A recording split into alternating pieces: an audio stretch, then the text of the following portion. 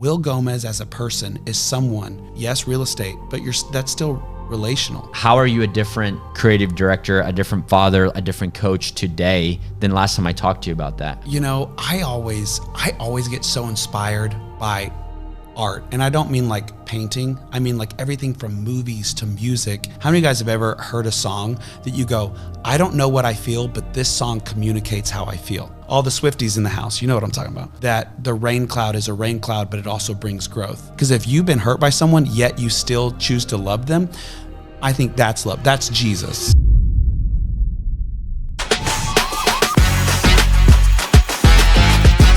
I feel like this is the only genuine conversation I have like all week.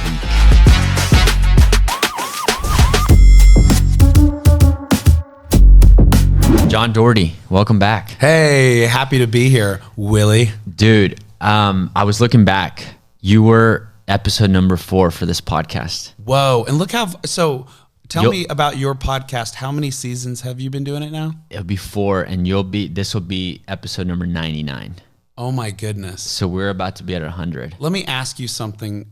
What have you learned the last 94 episodes? I have learned a lot of different things from different people, because part of the thing is when I started my like personal brand and like social media, I really niched it to where it's like, hey, this is for my mortgage business, pretty much. Like anybody that's wanting to buy a house, you know. And then that's originally why I, you know, grew like I did on social media, is because it was very niche. Like people that don't know you, they're going to follow you depending on what value you're giving them. So like, are you making them laugh? Are you teaching them something, whatever?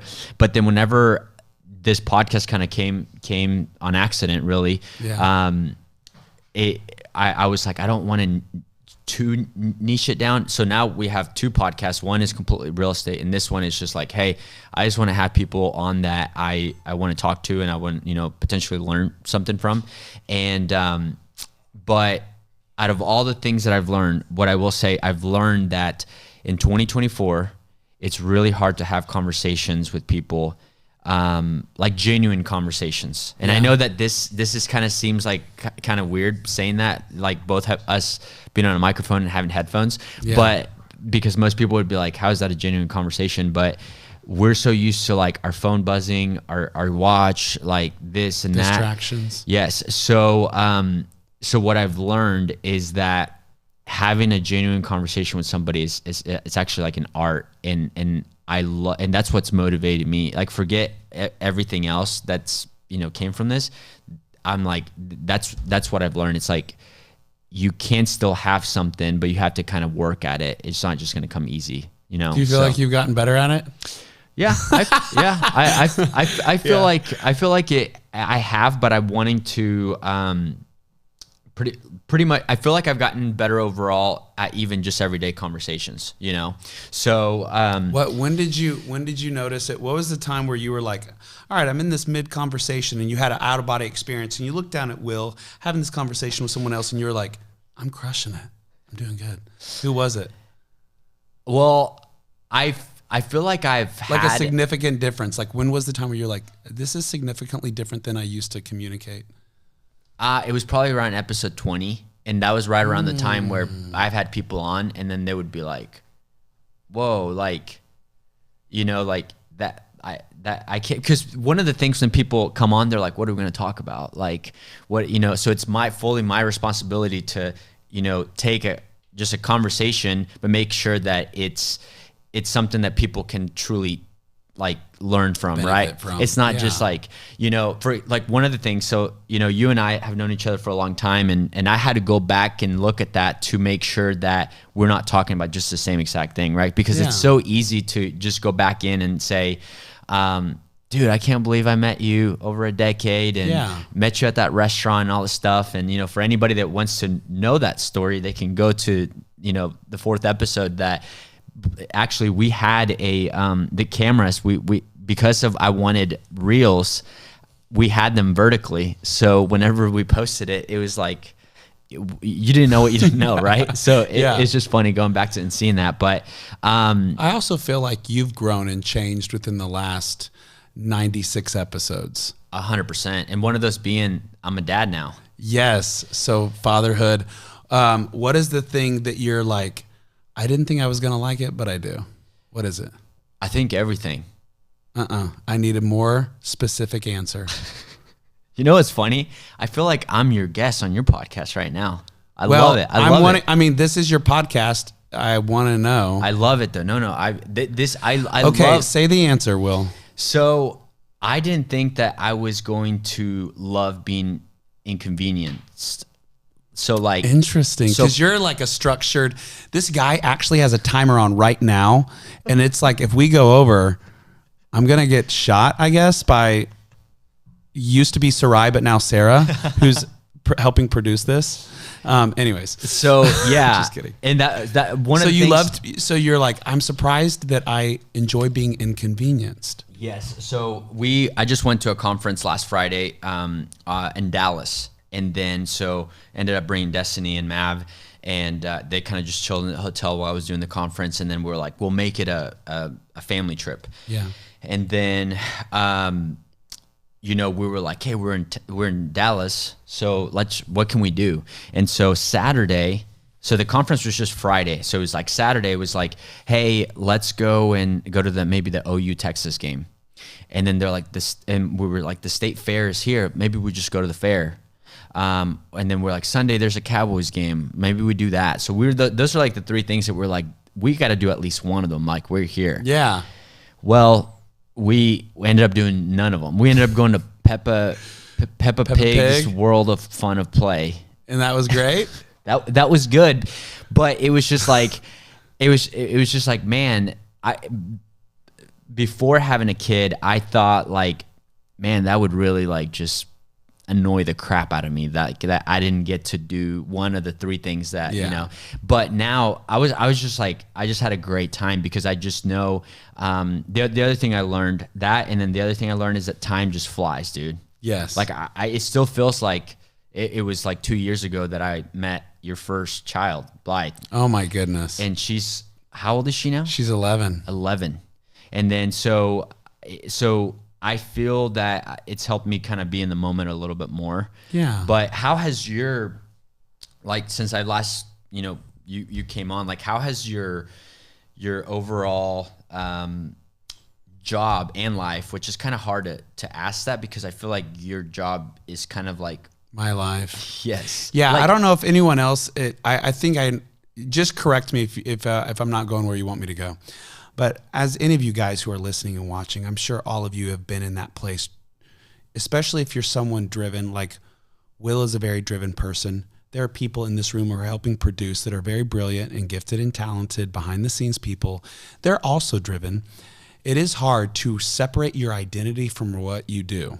For me, those of you guys who don't know me, my family started a ministry here in Tulsa, Oklahoma, and there's 5 different entities. There's a camp, a college, 2 different dream centers, which is a place where we help people who are in need. There is campuses, college, and then a school, pre-K through 12th grade. So all of my life, I've known this. And, it's hard for me. It's been hard as an adult to separate who I am from what I do. But I think that that's the key to like being a human being is realizing, okay, I'm not what I do. I'm not what I create. I'm not the content I create also, for anyone who is out there creating content. But anyways, so learning that, it only took me 40 years. So I feel like I'm okay. I can't believe you're 40. I'm old. But, there have been things that I've been thinking about, praying for. And, I'm someone who believes in God. I read the Bible and I look at the stories in the Bible and I think, okay, Moses waited 80 years before he became a leader. Jesus waited 30 years. Noah also waited a long time. If you're waiting, you're in good company. I don't know if anyone out there else feel like, when is fill in the blank ever going to happen? I feel like in the waiting, it helps build the structure within you to hold what you've been praying for. Because sometimes, imagine if, this is actually a scary thought.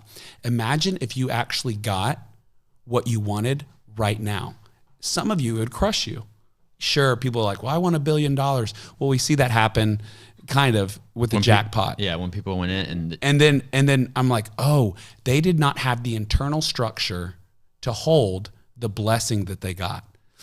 So what I see is, if any one of you are out there waiting on something or waiting for something, it is a prime opportunity to say, God, even if you don't believe in God, you can still talk to him. God, what are you building in me in this time? And help me be aware of it, so that way I'm ready for when you're handing me this thing that I've been praying for. So when do you think that, like, for somebody in a situation, because I feel like you're kind of like talking to even how I felt, like you saying that you feel old. I turned 30 this year. It was tough for me to turn 30 just because I feel like I started my career really young, and then, and I've always kind of been like the baby, and now I'm not a bit like you's a man. Yeah. So, but I don't like, it just makes me, and then you add like being a dad, and it's like, you know, it just kind of messes with you because you're like, man, I'm going to wake up and I'm 40 and it's just going to go like that. Right. Do you feel like the last decade of your life has just flown by? Here's the thing. And I've heard this is not me saying this. I don't have this. I've heard someone say you can overestimate what you will accomplish in a year, but you underestimate what will happen in 5 years, you know? And so I've seen so much growth from pain, from, you know, I went through a divorce, you know, raising my kids, moving houses, buying cars, selling cars. My kids go to 2 different schools. It's like, you know, creating these productions that we do, being, you know, creating content with this creative department that I'm over. I also do strength coaching, strength training for athletes. All of that stuff happened within the last 10 years. And it has truly like been the best 10 years of my life, not because it's been good, but because it's been growth. And I think that sometimes if you just are able to look at it as a perspective of, all right, do I want to be happy or do I want to grow in this season?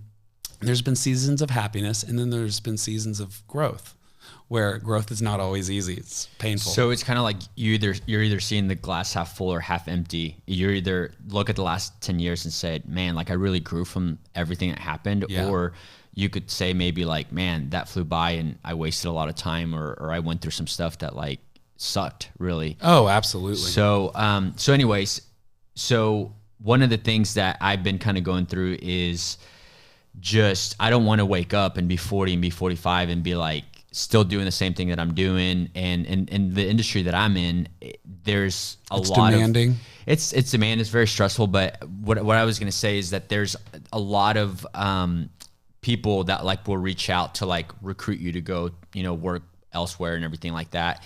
And then so I've always kind of blown those people off. And then every now and then I'll talk to somebody to see like, you know, hey, I'm just wanting to hear, just to make sure that I'm happy where I'm at. Like, even though I feel like I'm happy, but just to make sure. Like, one of the things about Christianity that I love is that, you know, going to Bible college, one of my favorite classes was that we got to study other religions. Yeah, and then kind of hear it out. So that made you feel more confident in what you believed, yeah. Rather than like if you go to like a Scientology or like all these, you know, different, I don't even know if I'd call them religions, like kind of like cults.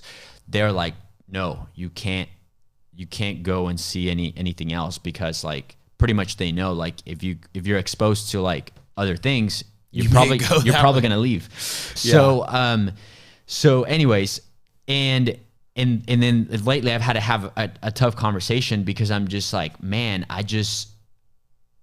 sure, like some people look at my life and might seem like, oh, you know, Will is doing good, this and that, but like you always have, you know, your meter in your head of like, man, should I be here? Should I be doing more? Yeah. So a question I have for you, for me personally, is like, when, you know, you talk about Moses, you talk about Jesus, like when does that, besides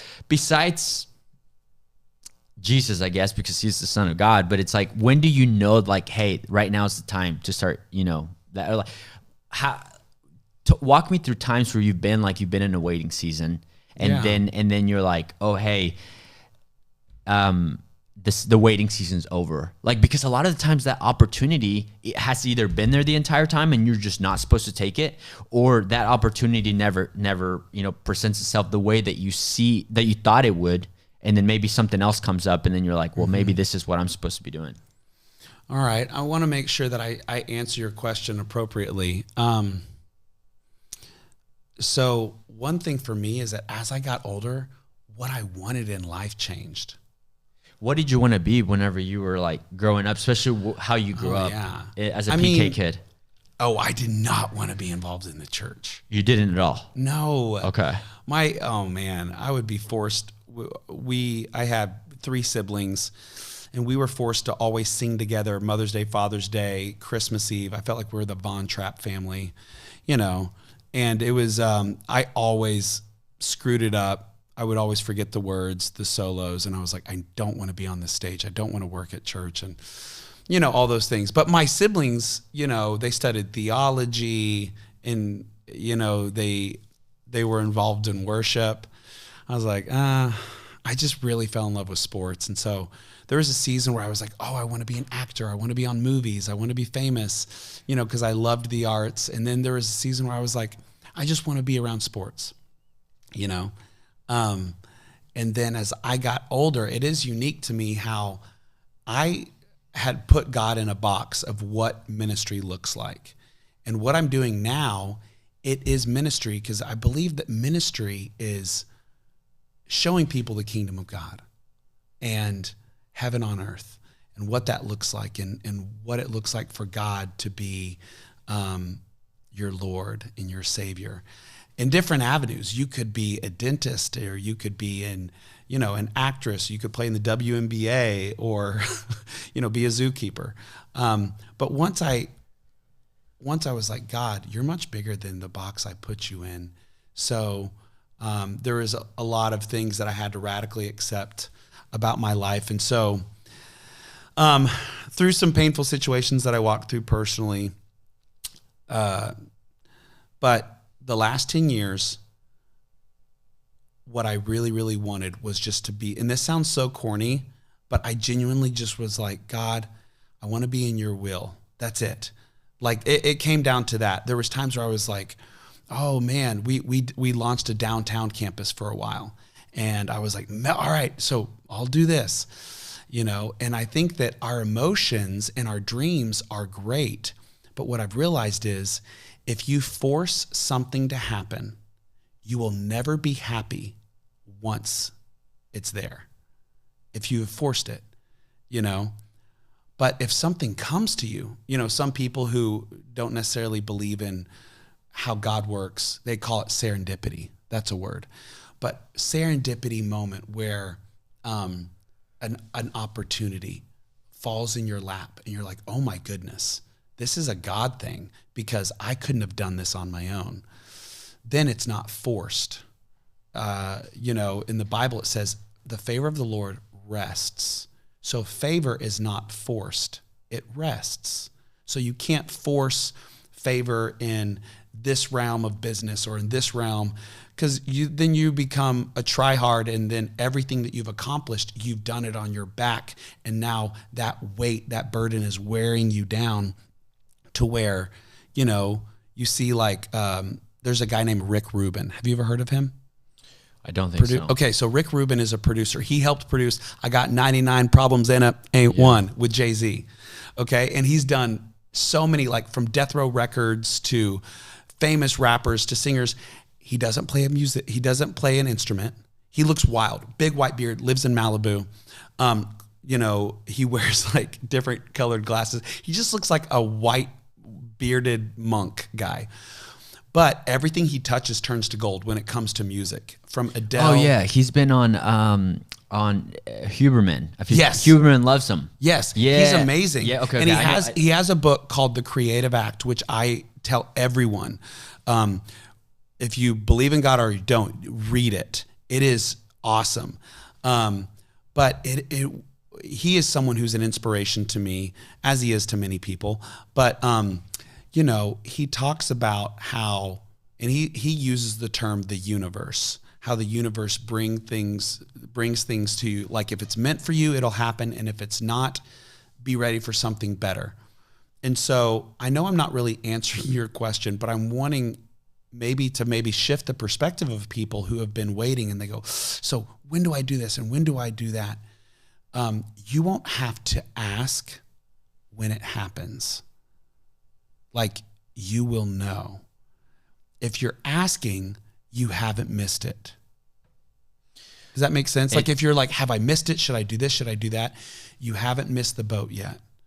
Now, as far as like you moving to another location where there is better real estate or certain things, I can't answer that for you. But I think it's asking somebody like, hey, I'm dating this girl, you know, how do I know if she's the one that I'm supposed to marry? Okay, so here's another. I'm going to answer it with the story. Is that okay? Yeah, go for it. Okay, so there's this guy named Benny Hinn. If anyone has ever seen the funny YouTube, it's that, let the bodies hit the floor, and he does those crazy where people fall out in the spirit. But he actually is legit a wise guy. Even though people have painted him in a funky picture, he has really come around and God's doing an amazing work in his life. He told me a story one time and I'll never forget it. I said, Benny Hinn, I was in a green room. I was friends with his daughter. I was like, how do you make big decisions? Like exactly, like, is this girl the right one? Or, should I, have this acquisition of a business or an asset or something like that? And he said, John, I don't know if this is a spiritual answer, but this is something that I do. I wear the decision for a day. So I wake up and I say, all right, I need 3 days total. The first day, I live the whole day from driving to work to driving home to the whole day. I live as if I'm going to make this decision. I'm going to use marriage as an example. I'm going to marry this girl. She's the one. I'm going to marry her. Then the second day, I live the whole day as she's not the person. I'm going to break up and we'll never talk again. I'm not going to be marrying that person. On the third day, when I wake up, and I journal at night, both of those days. On the third day, I wake up, which day did I have more peace? And I go with that decision. So it takes him 3 days to make a It takes him, and he's like, now, that ain't gospel, but he goes, I've been guilty of doing that multiple times. So, again, and I don't know if this is completely faulty, and you guys are like, heresy. I've done that before, where I've just followed peace, but I followed that 3-day example of certain things. I actually did it with the home that I'm living in now. Or a car that I was going to buy. I know it's different when it comes to a partner spending life with, but anyways, yeah. That's pretty interesting. I've never heard that. I know, it is interesting. But actually, kind of, you do you think that you have to be a good like actor? Like, how do you make yourself believe that, like, hey, today I've made the decision to do that? I think you have to be a self-aware person. Yeah. I think you have to be an internal investigator of investigating your emotions. I know, something beautiful about 2024 is that there's so many great counseling out and in therapy and stuff. So if you've ever been to therapy or counseling, they help teach you how to be self-aware and internally investigate. So you use those tools within this outline of the 3-day thing. Again, I'm not saying it's for everyone, but I've used it. So when I met you, you were a youth pastor. Absolutely. And you just told me that growing up, you wanted nothing to do with church. You were passionate about sports. You were passionate about acting and all in that, movies and stuff. So here's the thing, though, is that you're like one of my favorite like communicators. Like when you're on stage, even like people listening to this, like nobody comes here and answers like you do. Like I feel like every question I ask you, you turn into like a sermon, and then you're just like, oh. So and it's funny. It's like I told myself, I'm like, when coming in here, I'm like, try not to like just laugh at everything he says. Oh, because it's kind of hard. It's kind of hard to. So. Did you enjoy doing that? Did I enjoy doing youth pastor? Yes. I am guilty of someone who is like, whatever I'm doing, I only do what I want to do. Like that is a big conviction of mine. But what if I'm doing something, I think to myself, could I do this the rest of my life? There was times where I communicated to my ex-wife at the time, who was my wife at the time. I was like, I could literally be 80 years old and be a youth pastor. As long as we're like, if I got lots of money where I wouldn't have to worry about finances, because youth pastors don't pay very good. You know what I mean? But if I could not worry about finances, I would have been a youth pastor forever. Seriously? Yeah. And then, it was hard for me to get out, but I came over to help my brother on the main side of the church and take over the creative department. And during that transition period, I helped pick the next youth pastor, our friend. His name is Eric.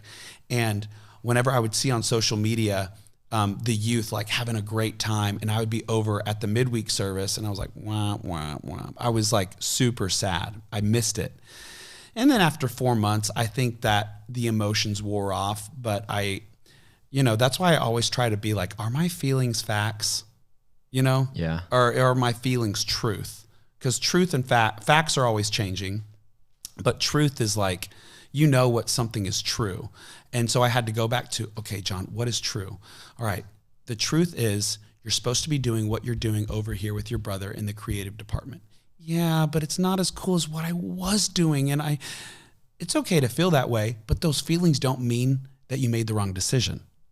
And I think that sometimes people get caught up in their feelings and they go, because I feel this way, I feel like I made the wrong decision. Feelings are not factual all the time because facts are always changing, but your truth never changes.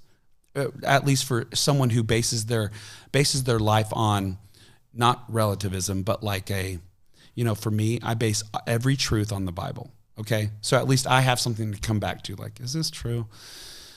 Some people don't have that. And so that's why you see so many people in this world running around and they're like, their moral compass is everywhere because they don't really have a truth.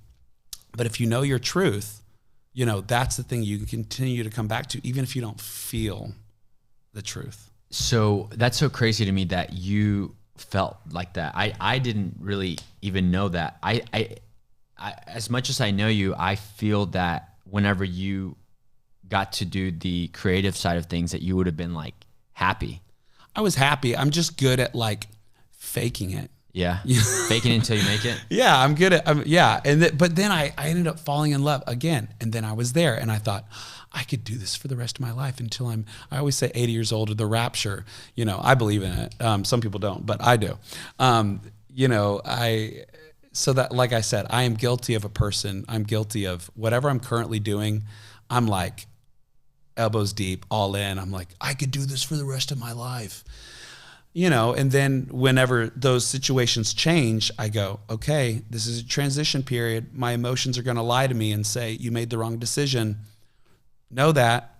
And once you know that, when those emotions come up, you can go, okay, it's all right. This is a grieving process. Like you grieve a breakup.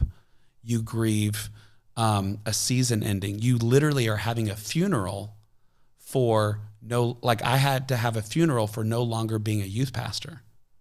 I know that sounds intense, but you have to have a funeral, and that because if you don't have that, then you never move on. You never move on, and I think that there are people here. If you're listening or watching, some of you have felt pain from the past, and maybe the grieving process. We all know there's 5 stages. I don't think that there's stages of grief. I think that there's steps of okay. It's like you're climbing out of a basement, out of a dark place to radical acceptance, and then you're able to move on.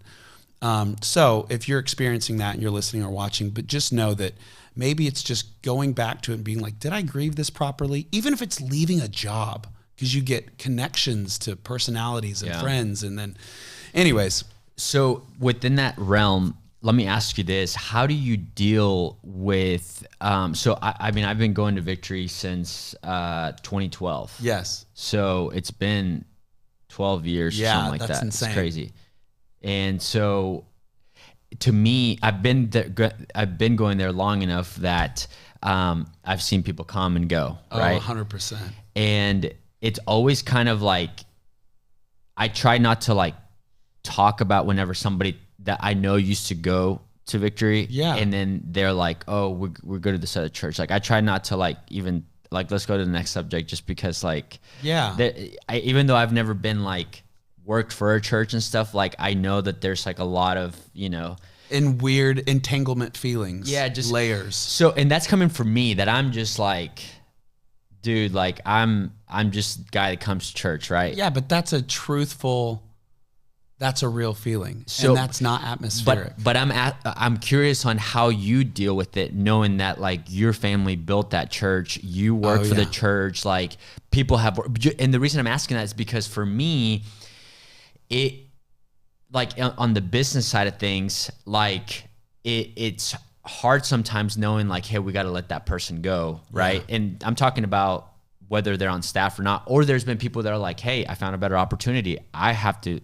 And then they leave you. Yes, and then the other thing too that I've noticed is that you know, I think AJ said this when he came right around the time that you came. When we started the podcast, and he said, and I just brought you and him up, and I said, man, it's so crazy that I've known you guys for so long. Even though we haven't like stayed so close, there's always been stuff that comes up that it always makes you guys stick around, right? Like, and then he goes, well, that's because some people are in your life for a season, and others are in your life for a reason. Yeah. And very good. And so what I've noticed is whether we let people go or people leave by themselves, it's like they're literally a huge percentage of your life, your day, and then boom, you just never see them again, even though you consider them friends and whatever. So like, how do you deal with that? Whether they're people that worked for you or just worked at the church or just were, part of the church or whatever. It's a great question, Will. It is the most hurtful thing for me. So hurtful. And I would love to pretend that it's not so hurtful, because I had attached myself to Victory. And if someone leaves Victory, John, they're leaving you. If they have a problem with Victory, they have a problem with you. And I could not separate that. That was why I was like, I need to go to therapy. Like, this is... So did you feel that you had to have like a quote unquote funeral for every one of those? Every person. And then this is the, I'm going to get to that answer. This is the temptation, is to then say, well, I'm not going to get attached to anyone. And when I say there's attachment styles. I'm not going to invest into anyone, because every person that I've invested into friendship-wise or being in an intimate friendship with, they've left. And because I've learned my lesson, and then you can become a cold person, which makes you lonely, which leads to depression, and it's just not a healthy way to live. But one thing that I return to is my sister-in-law, Ashley, preached a sermon like 2 years ago, or maybe even longer than that, about open hands. And I'll never forget it. I remember, I don't remember a lot of sermons, but she talked about living with open hands, of when people come into your life, living with open hands, and when they leave, living with open hands. And I'm like, well, that's easier said than done. How do I do that? And it is, I think it's a combination of what AJ said last time he was here, is really saying, God, I'm giving this to you, this person I was very close with, and all of a sudden they bounce. Sometimes they tell you, and sometimes you just never hear from them, and they ghost you and they block you on social media. And you're like, did I do something? And your mind always goes to like the worst possibility. And what I had to go to was, okay, God, this is probably going to happen the rest of my life. And as I've talked with my therapist, it's something even rooted down to childhood. Because I remember when people that were close to my parents left. And it's like, as a 5-year-old, I remembered. And so I feel like that's why it's been so hard for me to break it. I've been seeing more daylight the last 2 years in my maturity of dealing with that. Is what I have done is I've just said, you know what, God, this was not wasted. I know that I imparted to them. They really imparted to me. This is so hurtful. I'm not going to pretend that it doesn't hurt. And I think that's what I was doing. And that's what made it hurt worse and made me more bitter towards that person, was that I was like, oh, that's fine. They can go wherever they want. honestly, F them. Like, pardon my, I didn't say the word, but you know what I'm saying? And so, but as I said, this really, really hurts. God put it on my heart to begin praying for those people and being like, bless them wherever they're at. And as I started praying to bless them, even though I didn't want to, I'd write down their names. I'd pray, Lord, I just pray that they have the best life. It genuinely, as much as I hate to say this, it worked. As I started praying for those people, that they find the community, that they have abundance. And I think that that was my journey of forgiveness, even if they didn't leave for anything wrong. They're just, some people view organizations like a coffee shop. Oh, I'm no longer going to this coffee shop. I want to go here.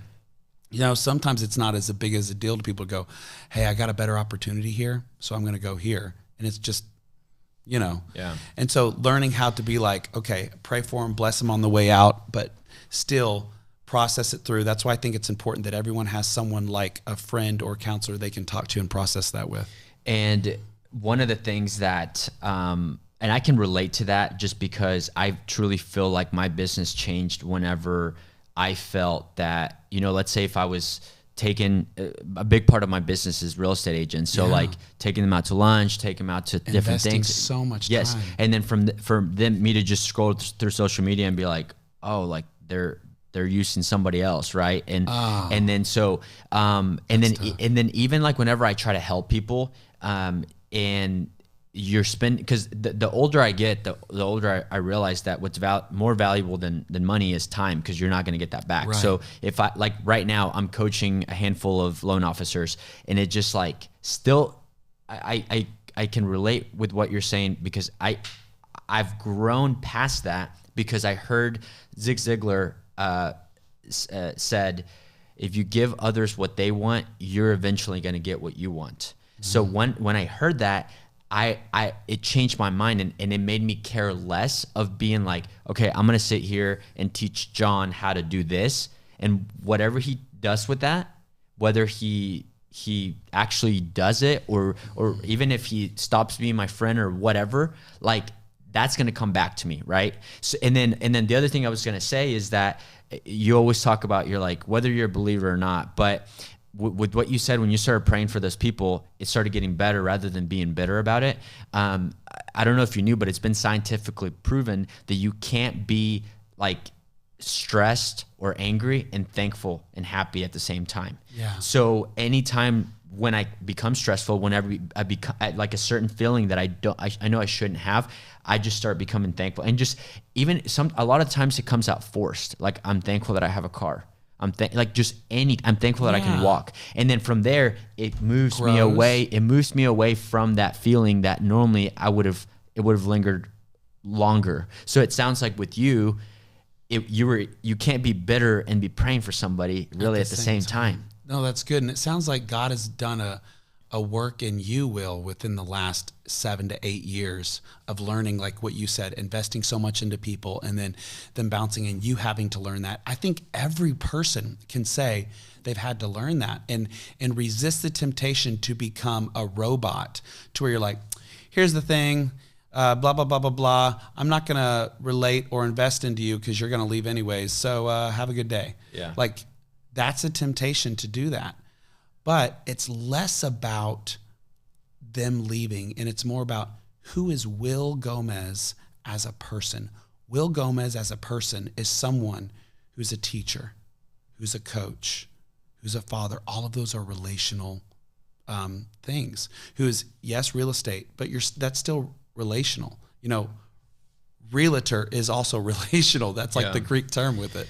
So I think that within that, it's less about, it comes back to Will is the type of person that invests into people with no strings attached. I like that. And within that same realm, I last time that you were here, you were very open, and I didn't even know, I wasn't going to ask you anything about it. You brought it up today as well too, but I think I asked you what's like the hardest thing that you've gone through, and then you brought up your divorce. Yeah. So you're a completely different person since even the last time you were here. So within that the hardest thing you had gone through, how have you changed since the last time you were here, as far within the hardest thing you've ever done? Because it sounds like if you're dealing with a lot of different things. I'm sure that was just, huge. So how are you a different creative director, a different father, a different coach today than last time I talked to you about that within going through the same thing? Yeah, that's a good question. Oh, good. Well, I always get so inspired by art. And I don't mean like painting. I mean like everything from movies to music. How many of you guys have ever, I'm talking to all of you listeners and viewers, how many of you guys have ever heard a song that you go, I don't know what I feel, but this song communicates how I feel?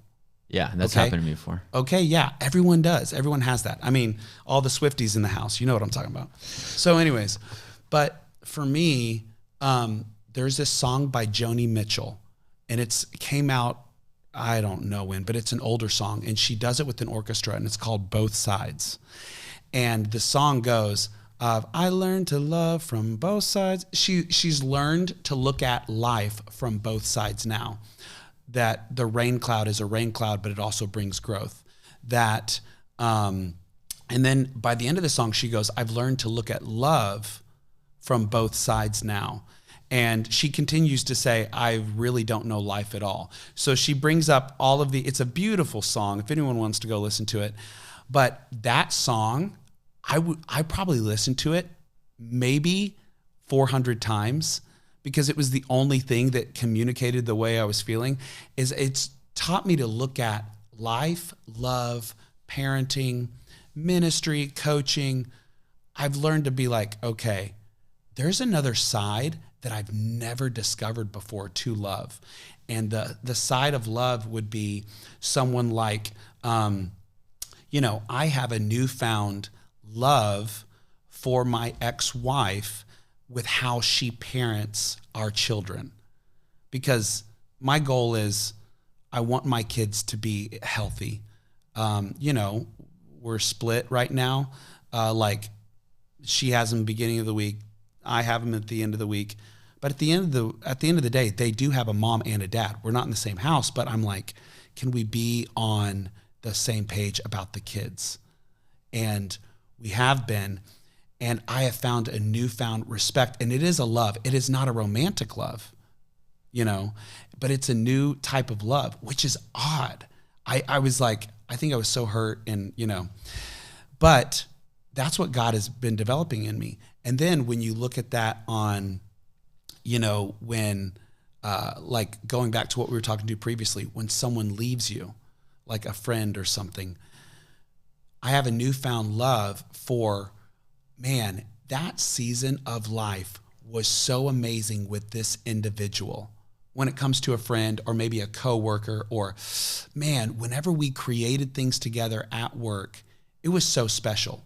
That season is over, but that season still exists, and that season is not wasted. And so I think that within the last few years, I've learned to know that, there's two sides. That I truly believe you cannot love someone until you've been hurt by them. Wow. That's you know good. what I'm saying? Yeah, If someone's like, I love you, bro. I'm like, no, you don't. Because you haven't been hurt by me yet. Because if you've been hurt by someone, yet you still choose to love them, I think that's love. That's Jesus. Yeah. That's the highest form of love. He's like, forgive them, Lord. They don't know what they're doing. And so I think that I am not a perfect person. I still get bitter. I still cuss when I get angry, and I'm like, and I lash out. But my truth, going back to what I was saying, my anchor is I go back to being like, God, please forgive me for flipping out, and also forgive them because they don't know what they did. Yeah, that's so good. The last two things I have for you, one is I had a guy that was like a UFC fighter and we talked a lot, and his the title of when we posted his thing was like, he talked a lot about consistency over intensity. Consistency over intensity. Yeah. So he talked about, he's like a trainer now, and he brings people on, and people, when they start, they want to just go all out. Yeah. But you can only sustain that for so long. I fully agree. Yeah. So you and I, when I met you, and then shortly after that, there was a period of our lives where we were like working out every weekend, and but you were doing that every day during the week. And then it's funny because like, even though like I would see you throughout the year, now I feel like I see you all the time because of the gym again. Yes. So, and then with that being said, and actually AJ and I talked about it when he came on I don't know if you remember, but AJ came on to one of those Saturday workouts with us one time, right before you were about to have Blythe, and you were just going crazy. You were like, this baby's not going to change me. And you were oh like, my gosh. Yeah. No, it was I basically was doing a skit that no one was filming. No, I am it was hilarious. Kind of manic. I am manic at times. So, but here's the thing is that and people look at me and talk about like how like discipline and all this stuff, but you have like, you've been so consistent in that as well as other things, but like, how have you been able to keep that consistency for your entire life? Man, I wish I knew. I don't have like a good answer. I just know that I do it now for the place where me and Will go. There is there's a workout. It says RX, which is like the harder version. And then there's a scaled version. And there are days where I am scaled, dude. Scaled means like, it's like a G-rated version of an R-rated workout. But my goal is Monday through Friday, I do this. And then on Saturdays, I have a gym by my house where it's like light stuff. But I've just found that when I do it first thing in the morning before I go to coaching, mentally, it really does help my mental health. So there are days where I would say 70% of the time I don't want to be there. Okay, so because people ask me that as well too, but people see like all these crazy things that I do, and I'm just like, I feel like I enjoy it because I feel like it makes me better. Like I just enjoy it. And I was gonna say maybe that's from your sports background and stuff, but 70% of the time you don't want to be there. 70% of the time I don't want to be there at 5 a.m. But by 5:40, which is towards the end of the workout, I'm like, man, I'm so happy. So I think the euphoric feeling at 5:40 is stronger than the 4:55 a.m. pulling into the parking lot feeling. And so even though I don't say I'm led by my feelings, in that sense, I am. So the sense of accomplishment of like, we did it, another day. Yeah, it feels so good. Last thing I want to ask, and I can't remember. I think I did last time. I started out whenever I was in the podcast, I would always ask somebody like, "What's the best advice you ever had?" And then I kind of lost that a little bit, and then I only asked like certain people. And even though I had already asked you before, it's kind of different. It's like, okay, you're 40, I'm 30. What would you tell your 30-year-old self?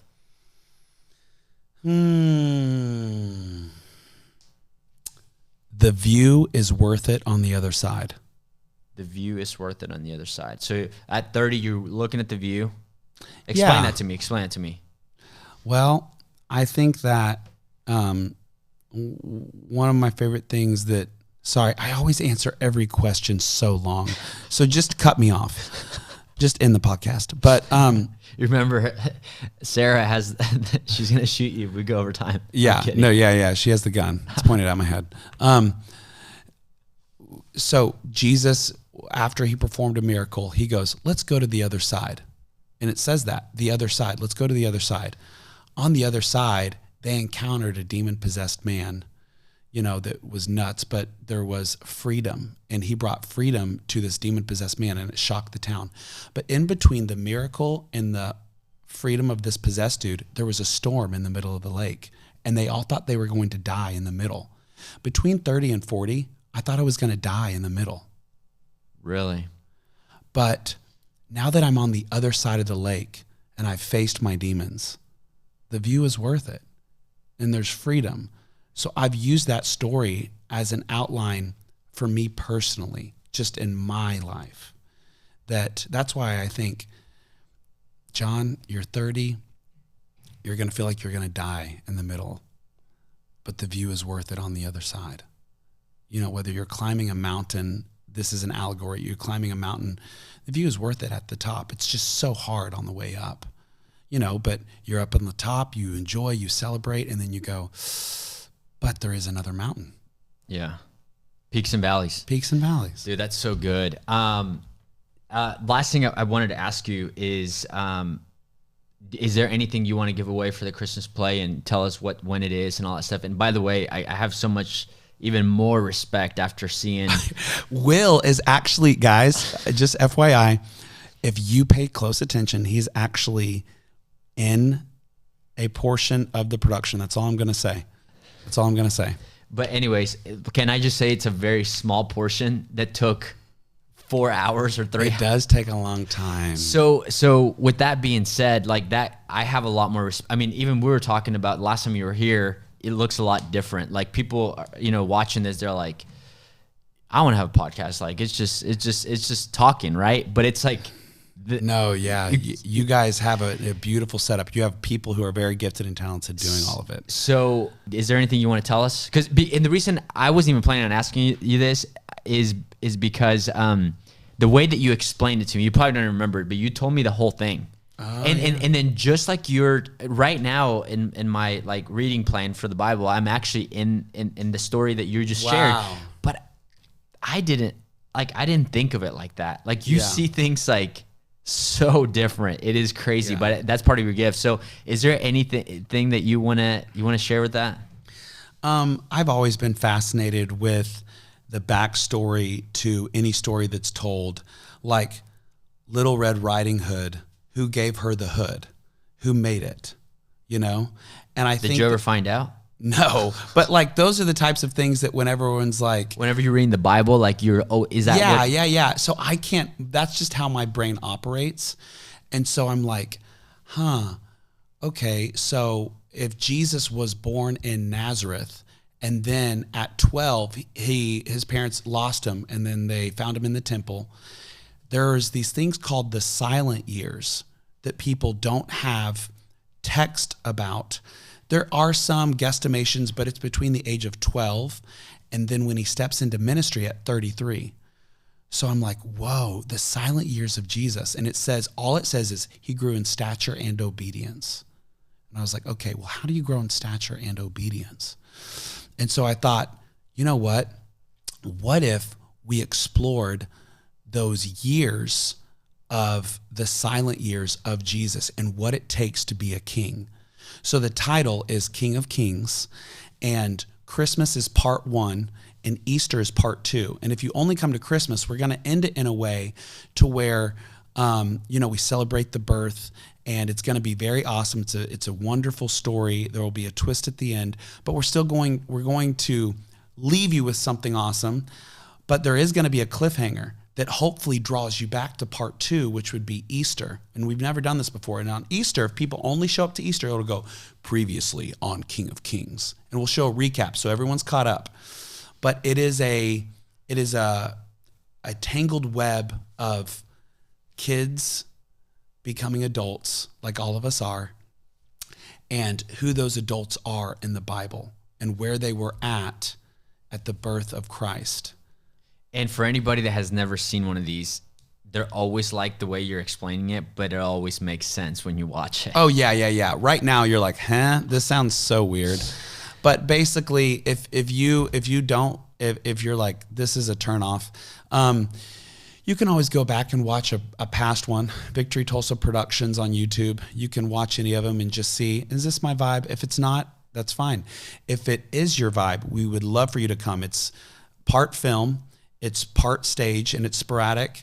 There's music, there's dance. There's around 200 cast members. All of the cast members are volunteers, so we don't pay any of them. They volunteer hours of rehearsal and all that type of stuff. From wardrobe, makeup, design, props, everyone is a volunteer. The tech crew is paid, but the behind the stage. So it's a big operation. We start practice. We just finished filming. We start practice in 2 weeks, and it's the next 6 weeks. And it'll be like the week of Christmas, or do you have dates? It's not. It is the second week of December. Okay. It is, I believe, December 12th. This is 2024 where we're recording this podcast. So it is Thursday, Friday, Saturday, and Sunday, the second week of December, because we know people get so busy during Christmas holidays that no one's trying to go. Yeah. Which, anyways. Not that you guys ever have any trouble getting people there.